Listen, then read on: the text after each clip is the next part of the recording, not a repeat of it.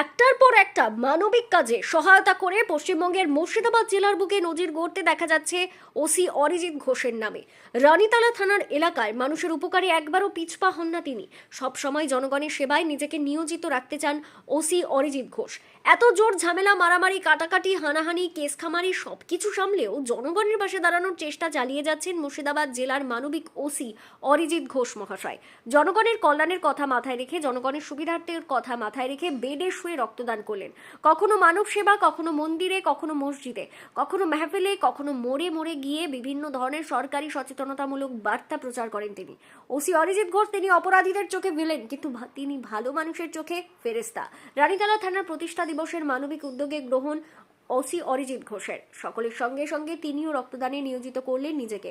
আপনারা দেখছেন সেই ছবি আখেরিগঞ্জ নিউজ চ্যানেলের পর্দায়। এ বিষয়ে এলাকার জনগণ কি বলছেন শোনাবো আপনাদের।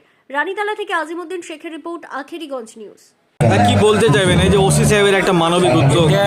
আমাদের থানার ভারপ্রাপ্ত অফিসারকে ধন্যবাদ জানাবো, এত সুন্দর একটা পরিবেশ তৈরি করেছে, রক্তদান শিবির করেছে, খুব ধন্যবাদ ওনাকে জানাই আমার তরফ থেকে। Thank you.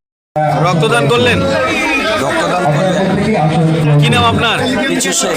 কোথায় বাড়ি? আলাইপুর। এবারই প্রথম করলেন? না না, আটবার। 8 বার?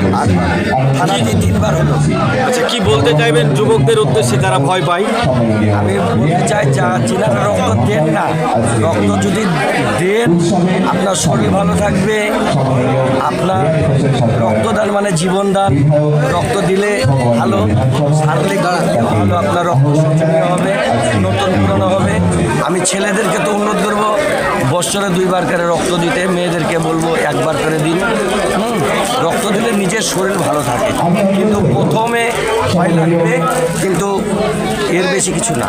তবে রক্ত দিলে শরীর ভালো থাকে, এটা কনফার্ম। আমি এবারে 8 বার দিলাম। কি বলতে চাইবেন এই যে ওসি সাহেবের একটা মানবিক উদ্যোগ?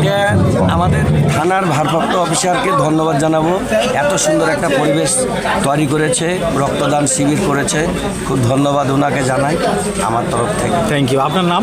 আমার নাম মিছু শেখ। কোথায় বাড়ি আপনার? বাড়ি আলাইপুর। রক্তদান করলেন? হ্যাঁ, করলাম। কোথায় বাড়ি আপনার? পারসাহেবনগর। পারসাহেবনগর। কি নাম? রহিম শেখ। এবারই প্রথম না এর আগে করেছেন? না না, এর আগেও দিয়েছি। কতবার? এর আগে 1 বার দিয়েছি, এবার 1 বার। মানে 2 বার হচ্ছে। ভয়টাই লাগে কি রক্ত দিতে? না না, কোনো সমস্যা না।